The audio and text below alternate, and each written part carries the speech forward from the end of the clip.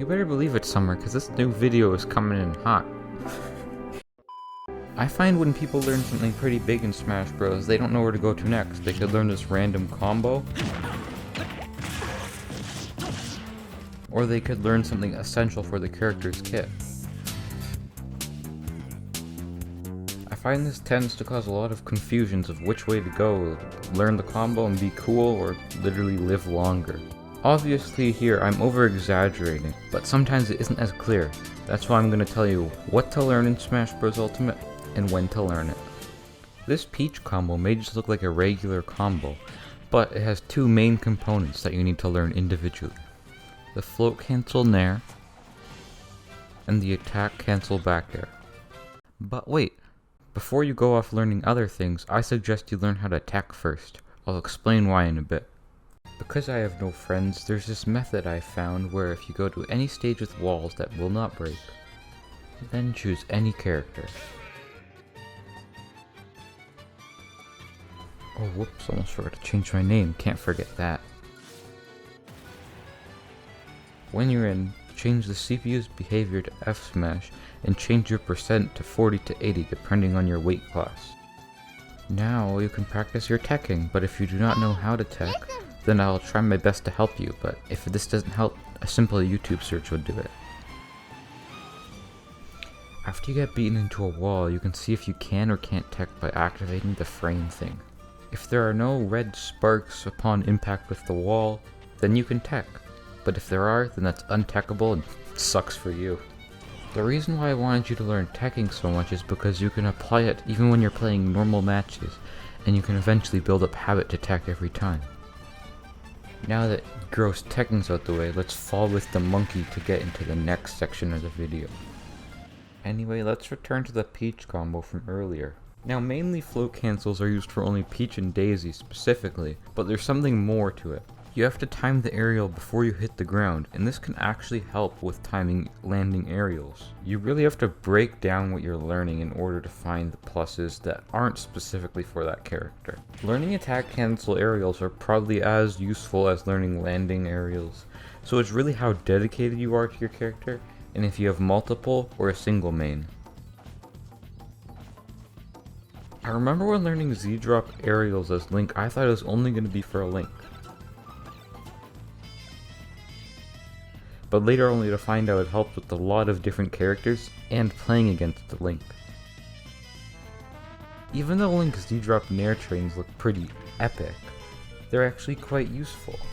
Something important to note is when you learn something new, I suggest doing it over and over again. I know this advice is boring as heck, but still, I know firsthand how boring it is because I had to do wave bouncing for a long time. Trust me. It's not fun. When I got really bored, I just learned this random carry combo like a few months ago because I got so bored from practicing bomb recovery. But now I can flex I know a useless combo while having the knowledge of bomb recovery. Make sure to learn the essential combo shown on screen here so you can make every DK player cry when you play Byleth. Choosing what to learn isn't something I can completely help with. It really just depends on your skill level, how many characters you play, what your playstyle is, etc. Some people think online is a good way to improve, but personally I have played a bit of quick play, and I can tell you it's never helped me improve at all. Inputs like teching or attack cancels, they just don't work online because lag. In other words, online is bad. Sometimes you can get people with really good internet that has no lag, and then right after you get matched up with some laggy person on a mobile hotspot in the middle of the desert. In a match, just make sure to remember what you've learned, and you should hopefully win. Make sure to be comfortable while playing any game in general, so get your most optimal gamer chair and get the most comfortable controller to you, because inputs are a big part of this game if you couldn't tell already. A lot of times I've been suggested to learn frame data on my character, but get that out of here.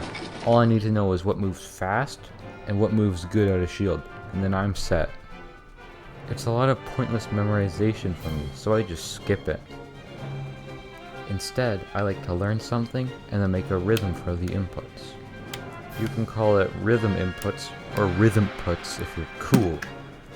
Another thing commonly suggested to learn is matchups. Unless you go to tournaments often, I suggest you just play the game normally and eventually you'll run into every character, and then you'll develop a way of knowing how to verse that character. Alright, and now that I've gotten all those little things out the way, I'm gonna help you break down what to learn and when to learn it. Oh wait, I almost forgot. Make sure to look at more videos about you and your mindset in Smash Bros, kinda like this video. It's not specifically about the game, but it still assists you in getting better. First, you want to see how many mains you have. If you have one main, then I would suggest learning something specific for that character over learning other things.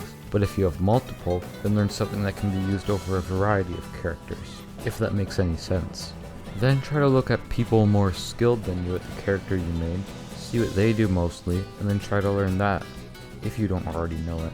I know I briefly went over these first 3 points, but the last one of those is playstyle.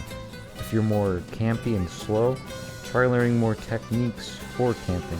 But if you're more rush down and aggressive, maybe try learning more combos.